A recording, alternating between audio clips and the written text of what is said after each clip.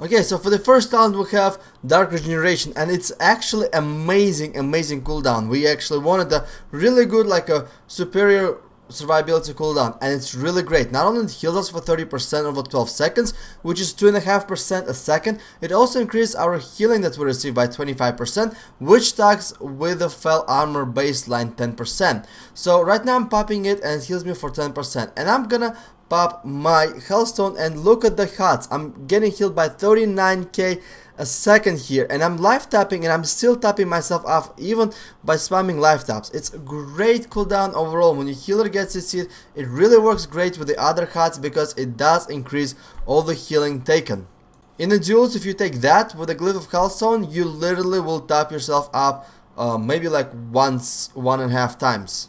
For the second talent we have a Soul Leech, which basically acts like a little life drain, vampiric presence, where the more damage you deal with your Malefic Grasp, Drain Soul or Hunt, the more healing you're gonna receive back. It's really good for PvE as a sustained healing ability, because we'll have to life tap, but in all honesty it heals us for 1600 against a target dummy. In PvP it's gonna heal us way less. But one thing I'm gonna tell you for sure, the Hunt at least heals us for a good 10k damage. Even though it's not 20%, it's more like 60%, I have no idea how it works, but it does heal us for a good amount with the Hunt. Last one we have is a Harvest of Life, and I really have a hard time of finding the niche for this one as well. For second one in PvP, I'm not gonna see anything that's useful. This one is semi-useful because it does heal us for a good amount of time. If you guys can see, it's like 20k it ticks, and I just use my Soulborn, and it actually heals us for 23k 24k a tick plus 2k from each additional targets. Really good against the pet classes, but still, you would rather do damage with the Malefic Grasp than healing yourself with the Harvest of Life. But healing does seem really good. So maybe against the duels or fights where you can see the target for a good amount of time and not get interrupted, maybe this talent will be actually pretty useful. For second talent we have Howl of Terror. It does not proc as slow like a regular Fear would actually proc, and I'll show you guys later. And it does howl for a good amount, but the cooldown is pretty long, and even though it's kind of a melee range, it's still gonna be very useful for one particular reason.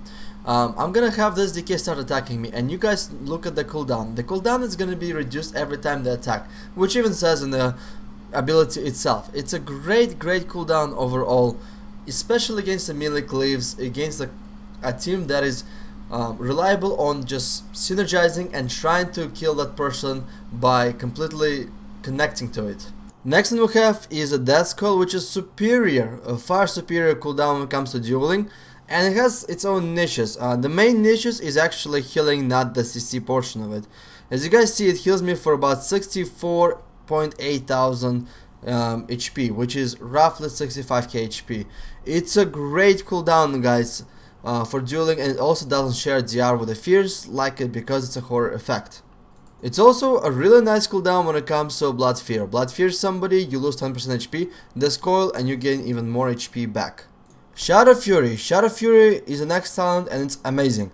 It's a 30-second stun, and it works really good against the melee Glyphs when you actually need some breathing space for a healer to cut it when it's switched up, or when you need to get your cast off and the melee is just chaining you. A very good way to peel them off of you. The first one in the survivability tree we have is a Souling, and this is gonna be a long one, guys, be prepared. As you guys can see, my pet does take roughly about 20% of the damage I take, but that's because the HP is a completely shareable. How much your basically pet adds the extra health pool to your own health pool, and whenever you take damage, your pet takes damage. Whenever pet takes damage, you take damage. Whenever you get healed, portion of that will be absorbed to a pet. So it does reduce healing on you, it does reduce damage on you, but it's a double-edged sword, and I will go with you in briefly. And right now I'm actually gonna pop the Hellstone, and you guys can actually see how the healing is also gets absorbed, because the pet is getting healed at the same time.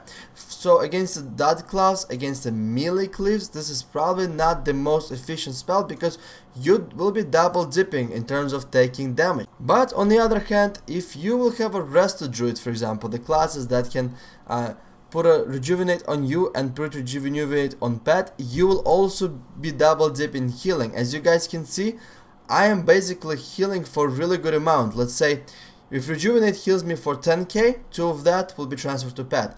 If Rejuvenate heals my pet for 10k, 8k of that will be transferred to me as well, so it does double dip from HUDs as well. So like I said, it has its practical amazing usage, but it also could be a double-edged sword and can mess you up seriously. Okay, so for the next one we have is the Sacrificial Pact.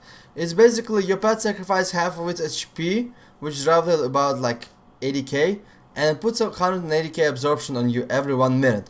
That is not dispellable, and it also makes you immune to a pushback while you're casting the spells. The talent by itself is one of the most amazing ones for sustained survivability. Make sure you check it out, and it's probably going to be one of my favorites in some certain situations. Next one we have is Dark Bargain. It's basically going to absorb any damage you take during while it's active, and then half of the damage you absorbed, it actually gonna put a dot on you and actually will deal damage over time on you.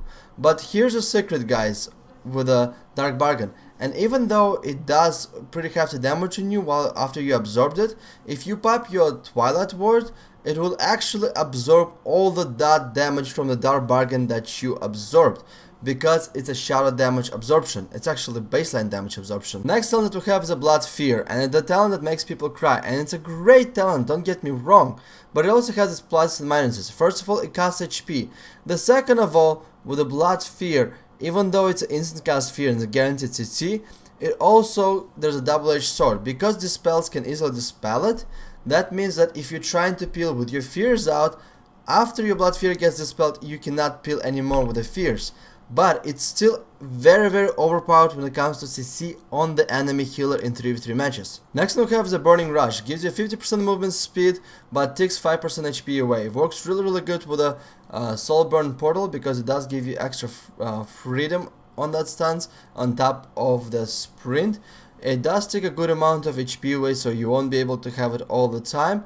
And it also works really good with the channeling, the ability that likes to channel while moving at the same time. Last but not least is an Unbound Will, a 1 minute trinket. Look at me actually trinketing out of the Strangulate with the Unbound Will, and look at me actually gonna be using my regular trinket to get out of the further CC called Remorseless Winter by DK. It's a great cooldown, but it does cost 20% of HP, so be careful using it. Unfortunately for the Grimoire of Supremacy, I cannot show you right now, because simply there is a bug right now. The pet with the tentacles cannot come up, but it is a great thing because your pets do extra damage. I believe the pet did get extra HP, 10% more HP, which works really good with your Soul Link, but I'm not 100% sure if they fix it, because the chipset no longer anymore. So anyway, the next one we have is a Grimoire of Service, and it's a really good ability, because when you summon your other pet from Grimoire of Service, it actually casts one of its strongest almost abilities right off the start. So yes, remember those gnarly places of double spell lock? Yeah, that was actually worked, but I also tried to summon my Succubus and see if it's gonna seduce this guy, and it didn't. So right now it's a little bit buggy, and it also needs a little bit of work. But overall, I think it is a great talent to use. It's very situational and definitely adds extra oomph and skill to the class. Next one we have is the Grimoire of Sacrifice, I believe. That's what it's called. And basically you kill your pet and you get extra bonus. First of all, you regenerate 2% of your HP every 5 seconds, which is really nice. But you lose your pet damage in order to increase your Malefic Grass damage, Drain Soul damage, and Hunt damage. And even though it's fine, it's not the most amazing ability in the world talent. But you do actually get your demon's best ability, like Spell Lock for Fell Hunters. So in PvP, I don't actually see a lot of practical usage for that talent. For Distraction, however, it's a really good talent, because it actually increases the right damage outputs here. Incinerate, Conflag, Chaos Bolt, and Shadowburn, which is Destra's finisher. So it's very situational. It also depends on the spec a lot. For Distraction, Grimoire Sacrifice is a little bit weird. First of all, it triggers Demonic Rebirth, which is Demon's instant summon pet, but it does increase its right damage here. It does increase damage of your Shadow Bolt, Soulfire, Head of Gul'dan, and your Wild Aim's damage, which is really huge for Demo. It's probably their main rotation. But then again, it's a Demo lock, so Demo locks are demonology, and you sacrifice and kill your pet. Kinda not very fit to the lore, to be honest, but whoever can prefer that talent, all props to them. The only negative I can say about this talent is for the affliction, because it does not increase our proper damage. It increases our malefic grasp and hunt damage, and it's in PvP actually gonna be quite the opposite. We will still do multi-dotting. That's why we have a soul swap for. So the dot damage, that's what's gonna matter, not our personal damage such as malefic grasp, hunt, or drain soul. On a side note, the talent that actually heals us based on our malefic grasp and hunt damage will actually work really good synergize with this talent, but those two are not very practical for PvP again. For last tier we have, first of all, the Archimonde Vengeance that we all know just reflects damage back. 25% of damage we take, it's gonna reflect back. And it's a very straightforward glyph. The one I actually want to talk about is the glyph that allows us cast while we're walking, basically channel or cast. The very good thing about it is that, first of all, it works really good with the burning rush. As you guys can see, I'm rushing and sprinting and healing myself at the same time with a soul harvest, which works really good. So it does provide some really good synergy with the soul harvest talent. It also provides a good synergy with the burning rush talent. The negative portion about it is that we are sacrificing some Archimonde Vengeance proper reflect damage, but overall I think it's actually a very good and a smart choice for RBGs and for arenas and duels overall. It does slow our casting, so our casts are actually gonna be slower while we are running and casting with this talent. Mannoroth's Fury is the last and gonna be the longest talent because it's freaking awesome in the right hand if the people know what the heck they're doing. So first, what I want to say is, a lot of people say, oh, it's gonna increase our Shadow Fury. No, it's not going to. Look at the Shadow Fury radius right now. I'm gonna talent right now. Somebody's getting the combat for the freaking one. Okay, wait. Get out of the combat. Good boy. Now, let me spec on it. It does not increase the range of a Shadow Fury. It stays exactly the same. But let me tell you a few quirks about Mannoroth's Fury and why is it going to be a top pick for RBGs. Okay, so for the affliction, Mannoroth's Fury is amazing. I'm not going to touch Demon because I'm not 100% sure how it works. But you know the Seed of Corruption ability that does AoE damage? But if you actually do a Soulborn Seed of Corruption, it will apply UA on nearby targets. And because I'm spec'ing the Mannoroth's Fury that increases the range of my AoE, take a look how much effective that is, how much damage it does, and how much AoE it's actually gonna put. Let me actually show you here really quickly. And one more thing, you know that the Corruption also procs a Nightfall procs, which is now gonna be a soul shot. You virtually can be just spamming that Seed of Corruption in AoE setting and gonna have a lots of Corruption and lots of dot damage. Take a look at this, how much damage it actually does. And let's turn around and take a look at this damage and the range of it that was able to apply. I basically, with the 2 Seeds of Corruption, applied the entire battlefield in a Corruption .6. And look, I already gained my soul shards back, and I also got 1 extra proc Nightfall from here. And there's another one. So you're not gonna run out of the soul shards in RBGs, and you're gonna do tons of damage with the Mannoroth's Fury talent. The distraction gets even better. The Rain of Fire, the big huge ass AoE for distraction. Well, first of all, it's no longer need to be channeled for distraction, and second, it will stun enemies that are stuck 3 times for 2 seconds. Well, I'm not sure about stuck 3 times for 3 times, because sometimes the stun goes out by itself. There you go, the target already got stunned. The damage is actually really nice. It already procced immune stun. Look at the actual AoE. I was able to get all the target dummies under 1 Rain of Fire. Now imagine just so much stunning going around without virtually no effort at all. So Mannoroth's Fury is gonna be also amazing for Death's Luck, and I'm positive that the Death's Luck are gonna have a huge comeback for RBGs next season. Well guys, that's about it. Let me just show you my build for Affliction, for Distraction. I'm still playing with it. I'm still a Distraction noob, so not 100% sure. So I'm gonna go with the Dark Regeneration. I'm gonna go with the Mortal Coil for duels. I'm gonna go with the Shadow Fury for arenas, coupled with the Howl of Terror against the Spell Glyphs and the Shadow Fury against the melee Glyphs, because it's a very good way to actually get them off my ass. I could actually do a swap around and go with the Shadow Fury against the Spell Glyphs and the Howl of Terror against the melee Glyph, just because it does reset the cooldown. but I get the feeling that Shadow Fury is actually a superior cooldown against the melee Glyph and the Howl against the spell Glyphs. For the third talent, I'm gonna go with the Soul Link against a single target damages, only if I'm gonna have a Rested Druid, because the hearts are gonna double tick. It's not the great more of a talent.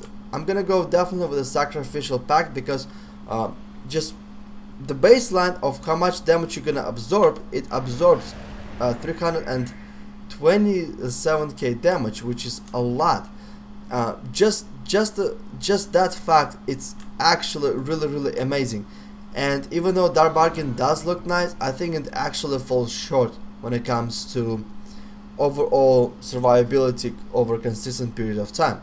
Now for the 60 level talent, Blood Fear is probably gonna be for the comps. If you're running with a comp that has a lot of CCs, Blood Fear is a great way to go. If you're running again with a, let's say, a WLS or a Shadow Glyph, Blood Fear is also gonna be good, because warriors are gonna have a lot of CCs on the healer, so even though you're peeling somebody, warrior can CC the healer and he won't be able to dispel it.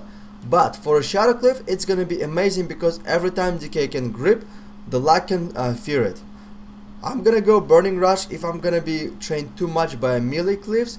Unbound Will, I need to see. If I'm gonna be against a 3's team that CCs a lot, Unbound Will is definitely really good of a choice. Let's say if you're playing against RMP, the Talent Vision's your healer, Unbound Will is actually gonna be a superior cooldown. I believe so. Now for the 75, if I'm gonna go with Soul Link, most likely I'm gonna go with the Grimoire of Supremacy. I'm most likely gonna go with the Grimoire of Supremacy for just a little bit of extra damage done. But against the multiple spell Glyphs, I'm definitely gonna go with the Grimoire of Service. A Grimoire of Sacrifice is not gonna be good for Affliction at all. It's garbage. You're losing your offensive dispel, you're losing a pet damage, and for what? For Malefic Grasp extra damage? It's not great, because Malefic Grasp is a channel and we can get interrupted. For RBGs, I'm gonna go with the Mannoroth's Fury over anything else, just because the fact that Popping Soul Shot and Seed of Corruptions are just so damn good. They're gonna give you so many soul shots that you can just then soul burn and soul swap easily to multiple targets. It's amazing ability. For the second, Kil'jaeden Scanning, are probably against the melee Glyphs combined with a Burning Rush. It's really good. And also Archimonde Vengeance. It's gonna be depend a lot. If you're getting trained a lot, like a lot on the consistent basis, I think Kil'jaeden Scanning is actually gonna be very good. If you are subject to really hard swaps, then I think Archimonde Vengeance is going to be more of a superior talent. So guys, that's about it. That's my explanation of talents. If you liked what you see, guys, if you liked the information I provide you, please give me a like, because it actually helps me out a lot. And let's see if we can get this video to 300 likes. Everybody, thank you for watching, and до свидания.